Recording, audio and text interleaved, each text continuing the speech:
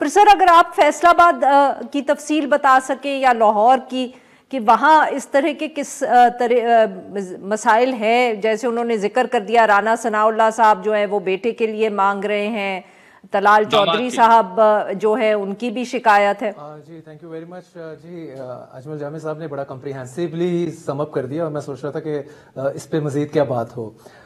دیکھیں اس میں جو ابھی رائٹ ناؤ میجر ایشوز تو آپ کے سامنے ون بائی ون آ جائیں. اگر لائک فرسٹ ون ہے کہ پی ایم ایل نون کے اندر جو دھڑے بندی ہے اپنے رشتہ داروں کو اکوموڈیٹ کرنے کے حوالے سے، میجر ایشو یہ ہے، فالوڈ بائی کہ استحکام پاکستان کے ساتھ کیسے چلنا ہے اور پی ایم ایل کیو کے ساتھ.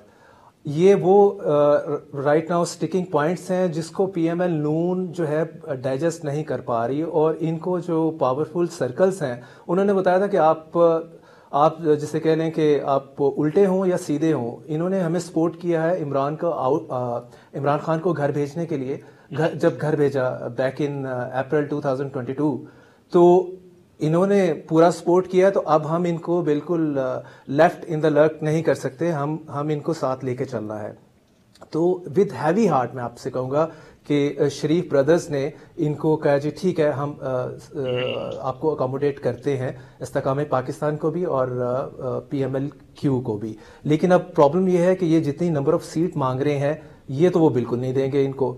اگر آپ پی ایم ایل کاف کی بات کر لیں، کاف کا میکسیمم 3 سیٹیں انہوں نے دینی ہے اور اس پہ بھی رولا پڑا ہوا ہے. جامی صاحب یہ ایونچولی فیصلہ جو ہے ہوگا، کیونکہ کئی لوگ کہتے ہیں کہ یہ کمٹمنٹ شہباز شریف صاحب نے کی ہوئی ہیں، Nawaz Sharif sahab might not be on board with many of these decisions. آپ دیکھ رہے ہیں کہ بھائیوں کے درمیان کوئی اس میں کھٹ پٹ ہو سکتی ہے؟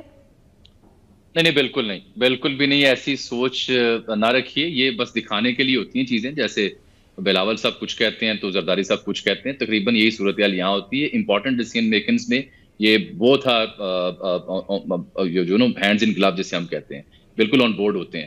دوسری اہم ترین بات یہ ہے کہ یہ جو آئی پی پی اور کاف لیگ کا ان کے ساتھ انضمام یا اتحاد یا سیٹ ایڈجسٹمنٹ ہے، یہ ان دونوں کی مجبوری ہے، کیونکہ یہ وہ مال و متاع ہے، یہ وہ جہیز ہے جو نون لیگ کو ساتھ کیری کرنا پڑے گا. ایک لمحہ فکریہ نون لیگ کے لیے یہ ہے کہ جو ضمنی انتخاب پچھلے برس ہوئے تھے پنجاب میں 20، وہاں چونکہ انہوں نے جو منحرف لوگ تھے پی ٹی آئی کے ان کو ٹکٹس دیے تھے، تو نون لیگ کا ورکر باہر اس طرح سے نہیں نکلا تھا جس طرح سے ان کو اینٹیسپیٹ وہ کر رہے تھے.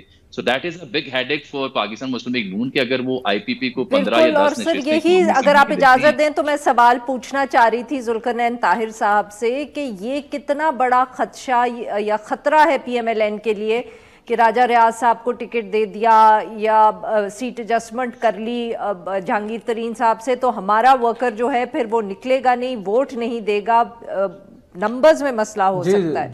جولائی لاسٹ ایئر ہم نے دیکھا 17 کے الیکشن میں جو 25 سیٹیں انہوں نے آئی پی پی کے لوگ جو ادھر مطلب اس وقت پی ٹی آئی کو چھوڑ کے آئے اور بعد میں آئی پی پی بنی تو بری طرح سے ہارے تھے، 15 سیٹیں لوز کی تھیں انہوں نے.